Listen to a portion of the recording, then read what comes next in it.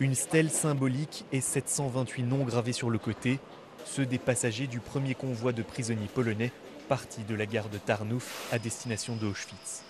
Parmi eux, Kazimierz Albin.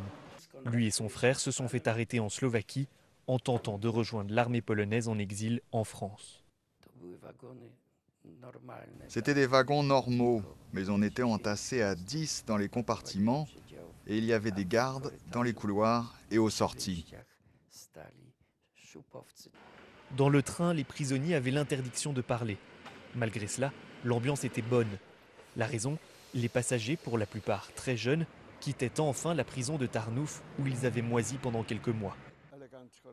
On nous a transportés de manière élégante en nous disant qu'on allait travailler dans les champs en Allemagne.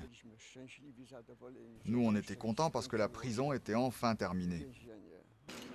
Pendant le trajet, Kazimierz Zając s'était lui aussi détendu. Les gardes n'étaient pas violents et le confort raisonnable. À sa descente du train à Auschwitz, l'ambiance a complètement changé et il a vite compris. On a été accueillis avec des coups de bâton, des insultes.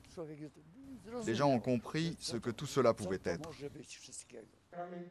En hommage aux 1,1 million de victimes d'Auschwitz-Birkenau, dont 1 million de juifs, une messe a été célébrée devant le bloc numéro 11, puis des gerbes de fleurs ont été déposées au pied du mur de la mort. Des 728 passagers du premier convoi, au moins 227 ont perdu la vie dans le camp de la mort installé par l'Allemagne nazie.